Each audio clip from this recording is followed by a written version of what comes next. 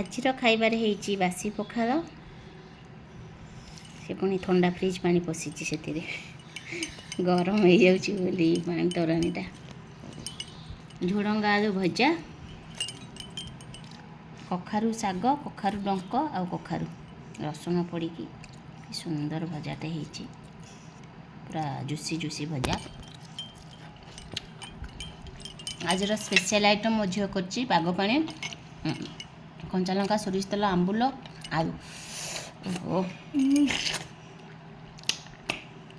ବାବାରେ କି ଖଟା, ତା ସାଙ୍ଗକୁ ଦେଶୀ ଆମ୍ବ। ଟୋଟାଲ୍ ମସଲା ତରକାରୀ, ଗରମ ଭାତ ଏଗୁଡ଼ା କିଛି ରୁଚୁନି। ଖାଲି ବାସି ପଖାଳ ଖାଅ, ତୋରାଣୀ ପେଟେ ପିଇକି ଶୋଇପଡ଼। ନୁହଁ ବଢ଼ିଆ ଲାଗୁଛି ଭାତଟା। ଗରମ ଭାତ ଖାଲି ଶୀତ ଦିନେ ଖାଇହବ, ହେଲେ ପଖାଳ ସବୁ ସିଜନରେ ବେଷ୍ଟ। ଗରମ ଭାତ ନା ଶୁଣିଲାକୁ ଡର ଲାଗୁଛି, କିନ୍ତୁ ବେଳେବେଳେ ଖାଇବାକୁ ପଡ଼ୁଛି ଯେ ବାସି ପଖାଳ କରିବା ଲାଗି।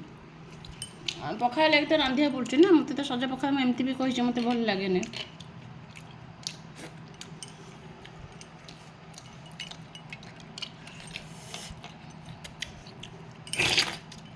ପ୍ରବଳ ଖଟା। ତାହା ରାତିରେ କରିକି ସକାଳେ ଖାଇବା, ମାନେ ଖରାବେଳେ ଫିର୍ ବି ରହିବ। କାଲି ଭାତ ପଖାଳ ହେଇଥିଲା, କେତେବେଳେ ସେ ଖରାବେଳେ ପଖାଳ ହେଇଥିଲା। ପଖାଳ ହେଇକି ଫ୍ରିଜରେ ରଖିଥିଲି, ରାତି 11ଟାରେ ଶୋଇଲା ବେଳକୁ ନେଇଥିଲି ମୋ ରୁମ୍କୁ। ହେଲେ ଭାତ ଏକା ପୁରା ଗରମ, କେମିତି ମରିନି ଭଗବାନଙ୍କ ଦୟାରୁ ଭାତ ଫ୍ରିଜରେ ରଖୁଛି ବୋଲି। ନହେଲେ ଭାତ ମୁଁ ଦେଖେଇଥିଲି କେତେଟା ଭିଡ଼ିଓରେ ଯେ ମୋ ଭାତ ପୁରା ଯାଉ।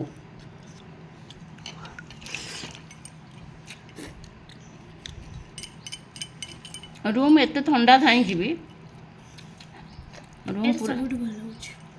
ରୁମ୍ ଏତେ ଥଣ୍ଡା ଥାଇକି ବି ଭାତ ପୁରା ଗରମ ଅଛି। ମୁଁ ଥଣ୍ଡା ପାଣି ପୁରେଇଲି, ବାଧ୍ୟ ହୋଇକି ସେ ତୋରାଣୀକି କିଛିକୁ ଢାଳିବାକୁ ପଡ଼ିଲା। ବହୁତ ତୋରାଣୀ ହେଇଯିବ ନା। ଆଉ ଝୁଡ଼ଙ୍ଗ ଆଳୁ ଭଜାରେ କିଛି ପଡ଼ୁନି, ତେଲ, ଫୁଟଣ, ଲଙ୍କା।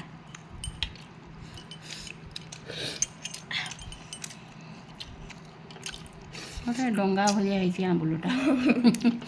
ଏଥିରେ କେମିତି ଆସିବ? ଚୋପା ସହିତ ଚକଟା ହେଇଛି ଆମର। ବାପାରେ ସତରେ ପ୍ରବଳ ଖଟା। ରସୁଣ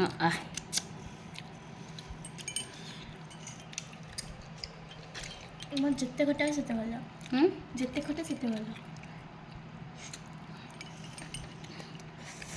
ଆକୁ ଖାଇଲେ ଯେଉଁ ଶାନ୍ତି।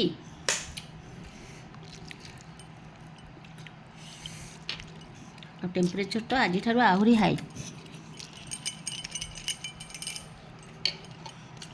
ଆଜିଠାରୁ 6 ଦିନ ପୁରା ହିଟ୍ ୱେଭ୍ର ୱାର୍ଣ୍ଣିଂ ଦେଇଛି, ହେଭି ହିଟ୍ ୱେଭ୍। ତୁ ଭଜା ଖାଉନୁ, ଶାଗ ଖାଉନୁ, ଖାଲି କ'ଣ ସେଇଥିରେ ମୁଣ୍ଡଟାକୁ ପୁରା ଲଟକେଇ ଦେଇଛୁ। ବହୁତ ବଢ଼ିଆ ଲାଗୁଛି।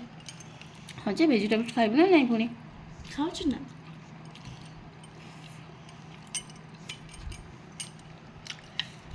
ଭେଜିସ୍ ବି ଖାଉଛି ଆଉ ଏଇଟା ବି ଖାଉଛି।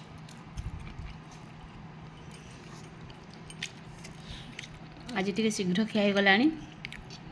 4ଟା ବେଳକୁ ଚାଉଳ ବରା କରିବି, ଆଳୁ ସିଝେଇଛି ଗୁପଚୁପ୍ କରିବି,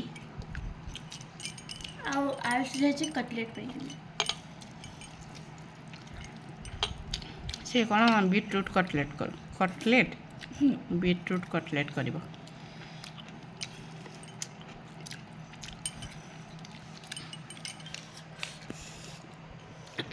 ଗପି ଗପି ପୁରା ଭିଡ଼ିଓ ଲଙ୍ଗ୍ ହେଇଗଲାଣି। ଏଟା ହେଉଛି ଆମର ଖାଇବା ଭିଡ଼ିଓ। ଆଉ ଏମିତି ପଖାଳକୁ ପାଗ ପାଣି, ଆମ୍ବୁଲ ଚକଟା କାହାକୁ ଭଲ ଲାଗେ ନିଶ୍ଚିନ୍ତ କମେଣ୍ଟସରେ କହିବେ। ଯଦି ଆମ ଭିଡ଼ିଓ ଭଲ ଲାଗୁଛି ତାହେଲେ ପେଜ୍କୁ ଫଲୋ କରିବେ।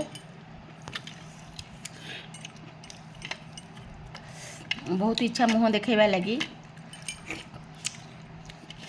କିନ୍ତୁ ଏ ବ୍ୟାଡ୍ କମେଣ୍ଟ ଲାଗି ଯାହା ମନ ତା ଲେଖିଦେବେ। ଏମିତି ତ ଲେଖିଦେଉଛନ୍ତି, ଆହୁରି କ'ଣ କ'ଣ ଲେଖିଦେବେ। ସେଥିଲାଗି ମୁହଁ କିଛି ଦେଖେଇ ହେଉନି।